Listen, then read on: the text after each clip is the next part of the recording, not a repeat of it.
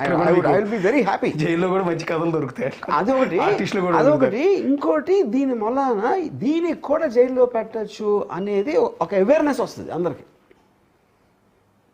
అంటే ఎంత strange case అని అప్పుడు it will become everybody story. అప్పుడు అంటే అది వాళ్ళ ఉద్దేశమా, ఇలా పెడితే జైల్లో పెడతాం అంటే అప్పుడు ఎంతమందిని పెట్టగలుగుతారు? అన్ని పార్టీలు చేస్తాయి కదా, అందరూ పొలిటికల్ లీడర్స్ తిడతారు, బూతులు తిడతారు, వాయిలెంట్ థ్రెట్స్ వేస్తారు, చంపేస్తా అంటారు, ఎముకలు ఎరగొడతా ఉంటారు, పరిగెత్తిస్తా ఉంటారు, అన్ని చెప్తారు కదా, అందరూ చేస్తారు. ఎవరు చేయట్లేదు?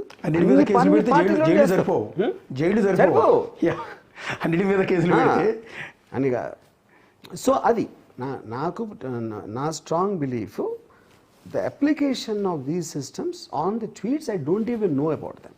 ఓకే, అదే నా స్టాండ్. ఇప్పుడు నేను ఇంటర్వ్యూలు కూడా చెప్తున్నాను.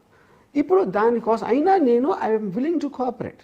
ఆ కోఆపరేషన్ అనేది ఏంటి, ట్వీట్స్ వెనకాలది మీ ఇంటెన్షన్ ఏంటి, అదేంటి, దానికి వీడియో కాన్ఫరెన్స్ చేస్తాను, లేదా నా పని అయిపోయిన తర్వాత వస్తాను.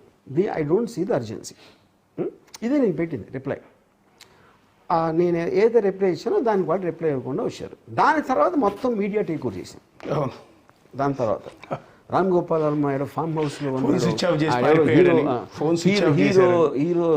హీరో దాచేసాడు, ఇంకోటి ఎవడో ఏదో అంటాడు, రామ్ గోపాల్ పాపాలన్నీ పండే అంటాడు ఒకడు.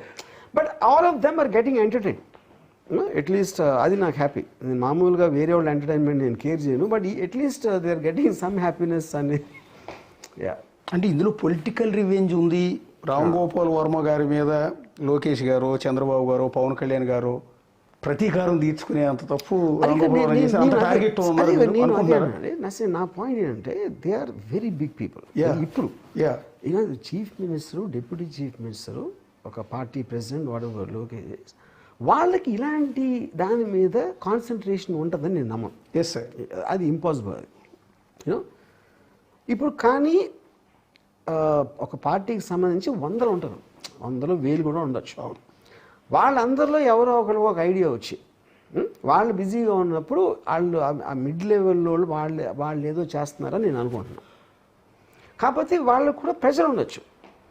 ఒక పార్టీ క్యాడర్లో ఉన్నోళ్ళు, కింద లెవెల్ వాళ్ళు ఆ రోజు అలా చేశారు మాకు ఈ మాత్రం తీసుకోకపోతే మేము ఎందుకు పార్టీలో ఉండాలి అని ఒక నష్టపెడతా ఉంటే అది ఇంకా సరే ఏదో చేసుకోండి అంటానికి ఛాన్స్ ఉంది.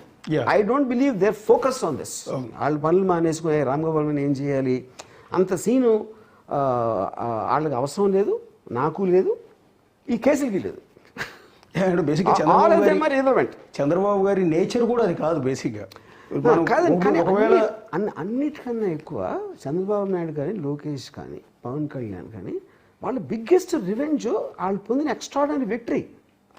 అంతకని ఎవరెవరైతే వాళ్ళకి యాంటీగా మాట్లాడో వాళ్ళందరినీ ఒక ఎడంకాలతో తన్నేసినంత రివెంజ్ వాళ్ళకి గెలవడంలో వచ్చేసింది కదా. దాని తర్వాత ఇలాంటి ఇంకా ఒకవేళ రామ్ గోపాల్ వర్మ గారు పెట్టిన పోస్టుల వల్ల ఓట్లు ఏమైనా దక్కలేదు కదా. అదే చెప్తున్నా, ఒక్క ఓటు కూడా దక్కలేదు కదా. అదే చెప్తున్నా. రామ్ గోపాల్ వర్మ గారు తీసిన సినిమాల వల్ల కూడా టీడీపీకి నష్టం జరగలేదు కదా. జరుగుంటే సీట్లు ఎవరెవరు ఏవి అగెయిన్స్ట్గా మాట్లాడినా అందరి మీద టపక్కని మటా చేసినట్టే కదా వాళ్ళ విక్టరీ. దాని తర్వాత ఇంకేంటి అంటున్నా. So I don't believe the people at the top or involved. I don't believe అన్నా. ఎందుకంటే డజంట్ మేక్ సెన్స్. ఈ లోవర్ క్యాడర్ లెవెల్లో ఏదో వాళ్ళకి తెలిసి ఉండొచ్చు, తెలియకపోవచ్చు, వాట్ ఎవర్ అది చేస్తున్నారు, కానీ అంతకన్నా ఉంటుందని నేను అనుకోవట్లేదు. ఎందుకంటే I believe they too intelligent and too busy in వేరే ఆస్పెక్ట్స్లో. ఇలాంటి దానికి ఒక అర సెకండ్ కూడా వాళ్ళు కేటాయిస్తారని మాత్రం నేను అనుకోవట్లేదు. అంటే బేసిక్గా వర్మ గారు మీ మీద ఉన్నప్పుడు ముద్ర ఏంటంటే బయట టీడీపీ వాళ్ళు వేస్తున్న ముద్ర గురించి చెప్తున్నాను. అంటే మీరు వైఎస్ఆర్ కాంగ్రెస్ పార్టీ మనిషి అని, జగన్ కోసం మీరు పనిచేశారని, ఆ రోజు టీడీపీ అవసరం ఉందో అసలు? నేను చాలాసార్లు ఇంటర్వ్యూలో కూడా చెప్పాను, ఐ స్టాండ్ బై దట్. నేను అసలు పార్టీ అంటే నాకు తెలియదు. వైఎస్ జగన్ ఎలా బాగా పాలించారో తెలియదు. వైఎస్ జగన్ అంటే నాకు ఇష్టం. I believe in his character అని చాలాసార్లు చెప్పాను, ఇప్పుడు చెప్తున్నాను. That is my opinion. Okay, ఎవరికో కంప్లీట్ ఆపోజిట్ ఒపీనియన్ వచ్చు. ఇంకొకరికి చంద్రబాబు నాయుడు గారి మీద నాకు వైఎస్ జగన్ మీద ఎలా ఉందో వాళ్ళకి అది అయి ఉండొచ్చు. So that is what call democracy. Freedom of expression అనేది అందరి ఇష్టాలు వేరు ఉంటాయి, మన అందరం కలిసి ఉంటాం.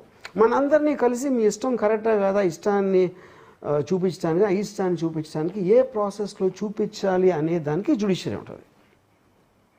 So that is how all democracies function. ఒకడే ఈ హీరో ఫ్యాన్ అవుతాడు, ఈ హీరో పిక్చర్ ఫ్లాప్ అయితే మహా ఆనందం, దాని మీద ఆ ట్వీట్లు పెడతాడు. అలాగే వేరే హీరో వాడు యాంటీ హీరో ఆడి మీద పెడతాడు. ప్రతి దాంట్లో మనం ఇదే మనం చేసేది కొట్టుకుంటాం. సోషల్ మీడియాలో ఎక్స్ప్రెషన్ ఆఫ్ ఒపీనియన్ అనేది చేసినప్పుడు భిన్నాభిప్రాయాలు ఉండటం అనేదే డెమోక్రసీ ఫండమెంటల్ డెఫినేషన్. అంతే కదండి. ఆ అభిప్రాయం చెప్పే దాంట్లో మీరు సటైర్ పెట్టారా, జోక్ పెట్టారా, అవి ఒక కోట్ ఇచ్చారా అనేది ఏది manner of expressing an opinion. Actually వ్యూహం సినిమా మీరు తీసిన విధానం పట్లే టీడీపీ వాళ్ళు హర్ట్ అయ్యారు, లోకేష్ కావచ్చు, చంద్ర కావచ్చు అనేది, చంద్రబాబు కావచ్చు అనేది టీడీపీలో జరుగుతున్న ప్రచారం. అది నిజమా కాదన్నది నాకు కూడా క్లారిటీ లేదు. కానీ ఆ సినిమా నిర్మాత ఎవరు? ఆ సినిమా మీది కాదు నిజానికి. మీరు డైరెక్షన్ తీసి అవుట్పుట్ ప్రొడ్యూసర్కి ఇస్తారు, అతను అమ్ముకుంటాడు సినిమాని. ప్రొడ్యూసర్ దాసరి కిరణ్ కుమార్ సంథింగ్ ఎవరు ఉన్నారు, అతని పేరు ఎక్కడ రావట్లా, వర్మ పేరు మాత్రం ఇక్కడ ఒకటేనండి. ఇప్పుడు సినిమా అనేది ఒక క్రియేటివ్ ఆస్పెక్ట్.